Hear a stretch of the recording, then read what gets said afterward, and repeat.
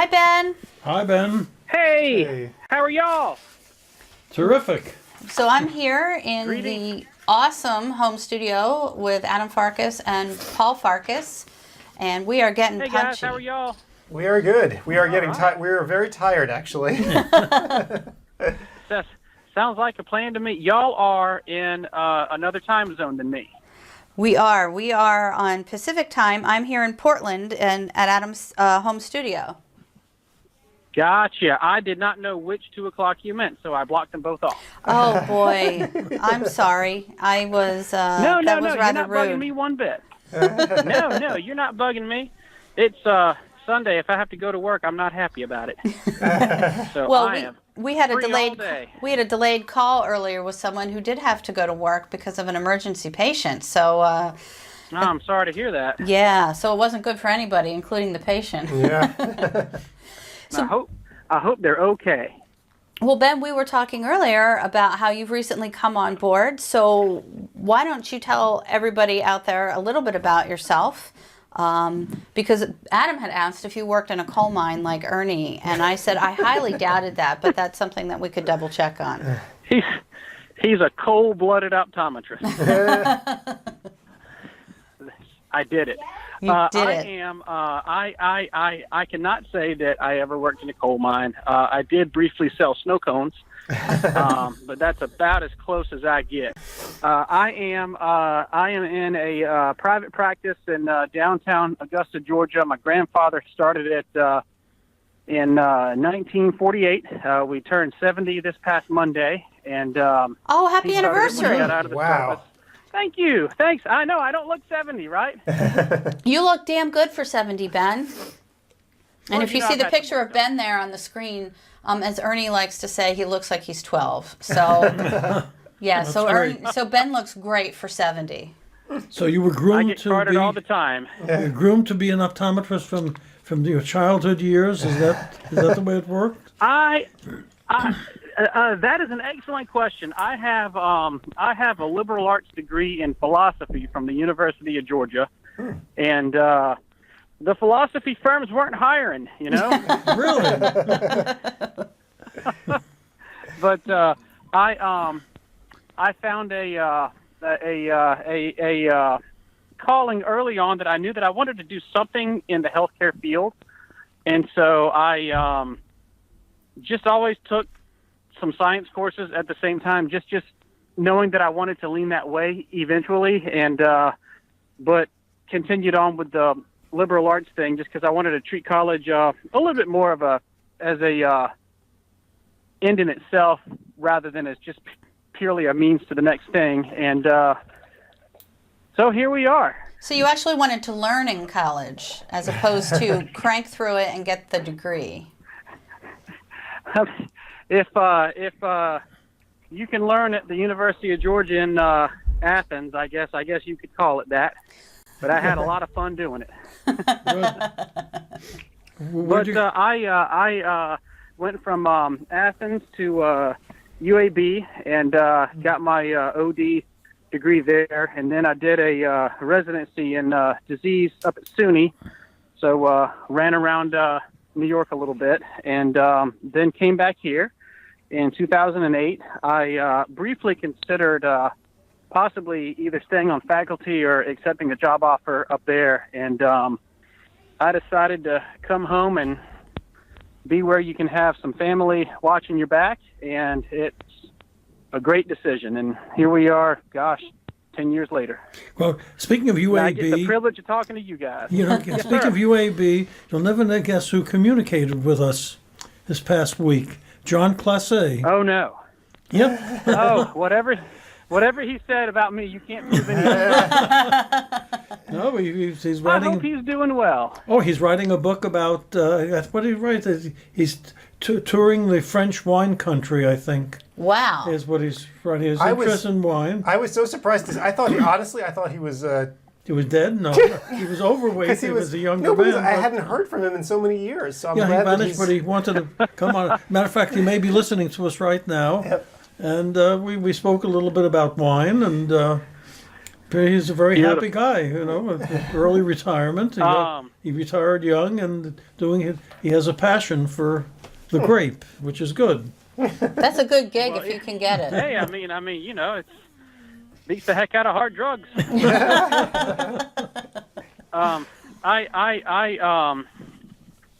I'm really into craft beer because it's a lot cheaper to be into good beer than it is to be into good wine. That is true. But I learned early on at UAB that you wanted Dr. Classe as your attending during the Tour de France. Because he sat there with a little TV and did nothing but watch the tour. That's hilarious. And that's a good. You were that's free a as good a bird. 2-3 weeks.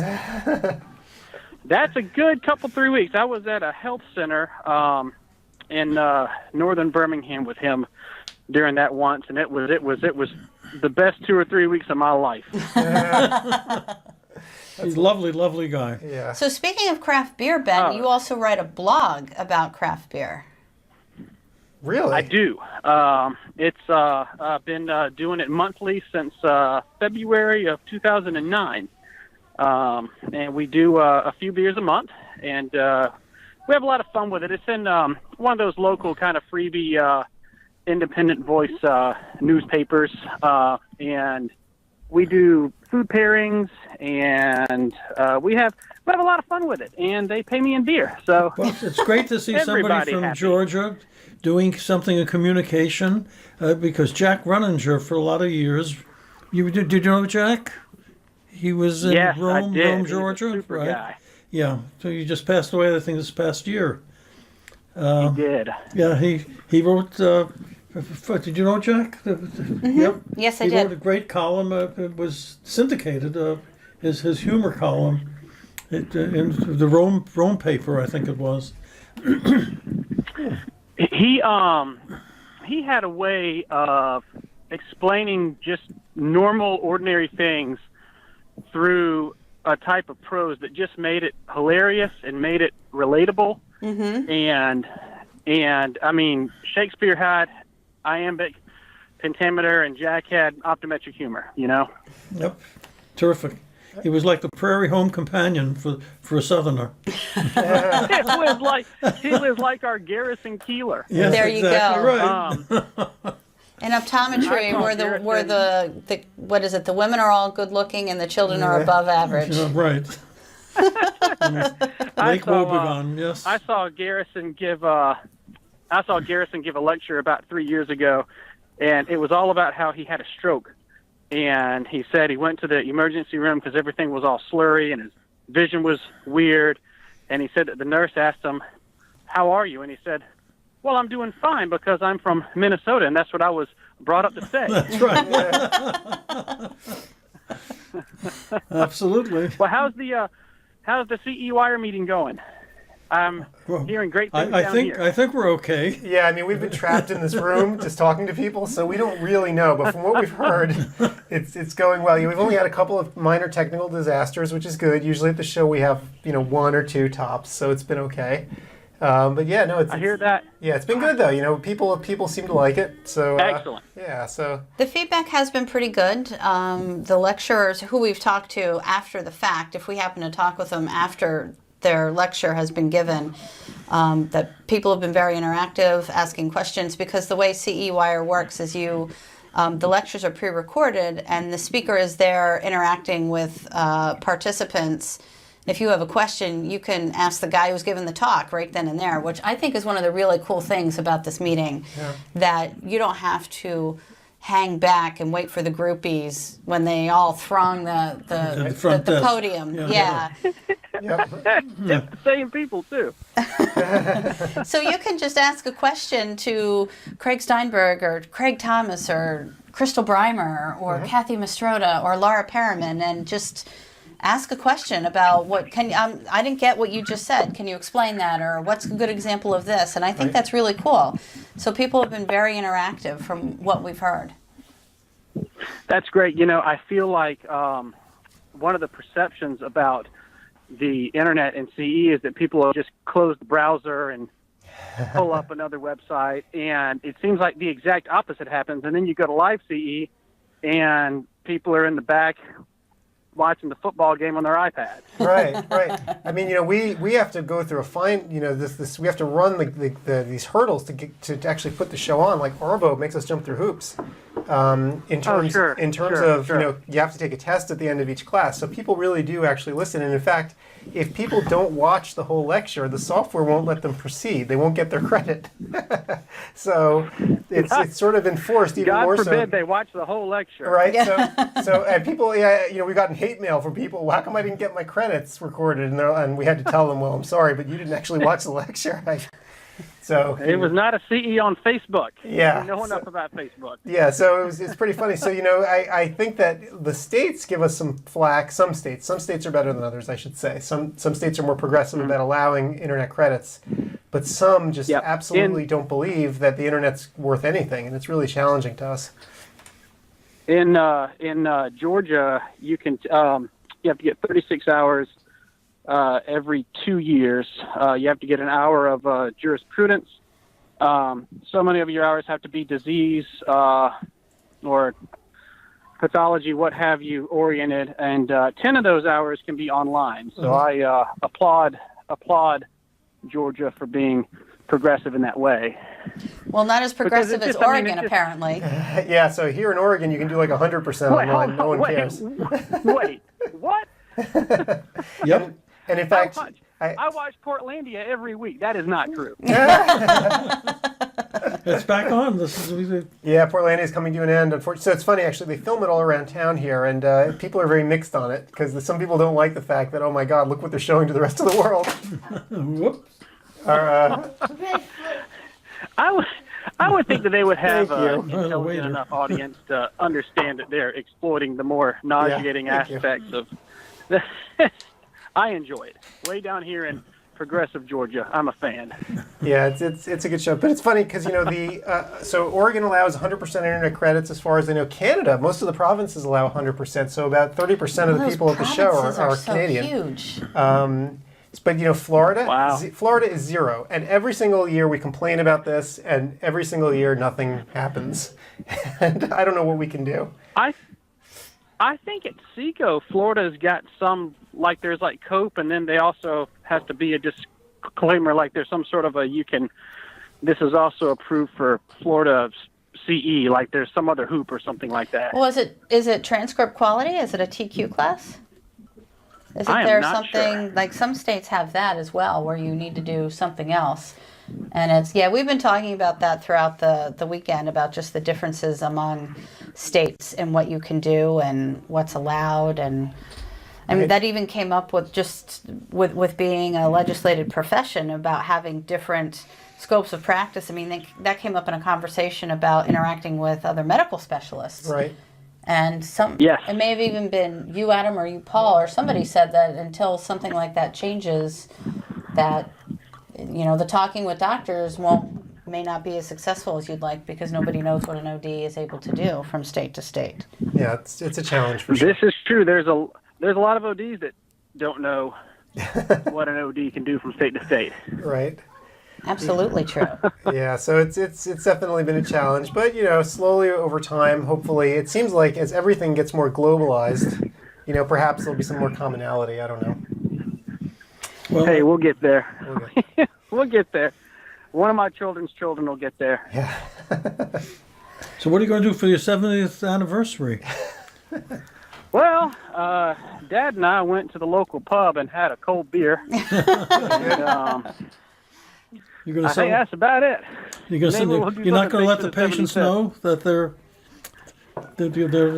it's a really established practice. We did put a little something out front, but it's basically, I believe laziness is the word that I'm looking for. We've just been lazy about it. But we've got a whole year, give or take. We'll do something. That's true. It is your 70th year. It doesn't have to happen on the exact anniversary date, but maybe you could get a banner and put it out, or you could have a big cake in this shape of a 7 and a 0, or I don't know, because I'm always going to food. Right. Hey, sounds like a plan to me. Absolutely. As a matter of fact, my practice that I founded is having its 60th anniversary this year, All right. and I'm still around. It's always good to have longevity in the family. Yeah, You got it. man. So Ben, you have been. I'm sorry here for everybody watching if I'm fiddling with these earphones. That's okay. You know, my son just actually walked in here. Everyone saw it. Like, he tripped over Gretchen's computer to hand me this glass, my 8-year-old son. And I'm really disappointed, actually, because I was hoping, against all hope, that this was that vodka. That was like that vodka. jalapeno vodka. And I took a sip, and it's just water. I'm like, really? What kind of I vodka? have do not you trained him well. Hot pepper vodka. Yeah. Ah, Adam had it in a drink the other you night. just gotta. flavored, yeah. Well, when you don't want to say it out loud, you just have to say, "Son, could you Irish this up a little for me?" Yeah. And you have to teach him what that means ahead of time. No, you have to give him the cue. That's right. That's right. So Ben, Coming from an Irish Catholic, I know what that means. we have barely gotten started, you and I together at Optometry Times. You came Yeah. on board right before the holidays, and we are just starting to really get in our groove. The holidays kind of derailed us, and then I had a laptop in the hospital. That was some problem, but we are starting to get in our groove with just seeing what different things you can bring to the table and how we can take Optometry Times to the next level. And I know we've had a little bit of conversation about that, and one piece of that conversation is trying to bring new authors to Optometry Times. And can you just talk a little bit about what you think we should be doing and how people can get more involved with Optometry Times? Sure. Well, first off, I think we're doing a lot of things really well. And a lot of my, if you want to call it yes, you can play your iPod. Sorry, that was my 8-year-old.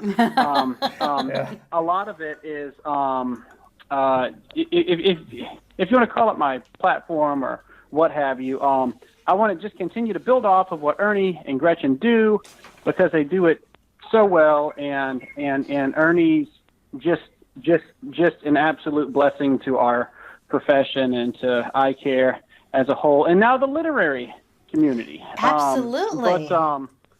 I do feel I feel as though there's always room to grow, and I don't know if 36 is still young. I'm 36, and it's weird. I'm at this point in my life where you start to find out that you're older than other people. Like, you look at somebody and you feel like you're the same age, and you say, "When did you guys from Georgia?" And they say 2014, and then you say, "Oh, I'm not gonna ask you. I'm not gonna name names and see if you know those people." Right. But I feel like there's potential for me to tap into a younger group of my contemporaries, and hopefully get some fresh faces and some new blood interested in writing and blogging and doing videos, so that we can continue our mission, which is to bring tangible information to, for lack of a better word, the everyday OD. Most of us are just kind of down in the trenches, just getting her done. And I'm writing and blogging and doing videos for that guy or that gal. Absolutely. I totally agree. That's where our practical chairside advice comes from, that we want to be there to provide just great information that you can read it and hopefully go apply that to the next patient in your chair. And we hope that it's that we're able to provide that service. And I know just journals in general, reaching a younger audience, not just Optometry Times, but everyone is tough, The because publications. I still get Time magazine, and it is the thinnest. It is the thinnest magazine you've ever seen, and all the old ads are old folk ads. Take your cruise up the river somewhere.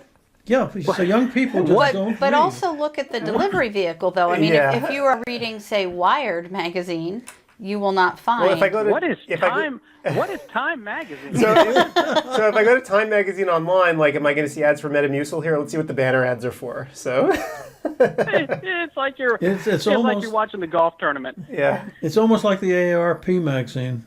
yeah. You know, Well, they have- interesting, but your point kind of goes into where I was going, that trying to reach students, in print for sure. it was hard because you couldn't mail directly to students because, one, you weren't getting their addresses and you couldn't get them directly, that you would drop ship them to schools, and who knows if they got handed out.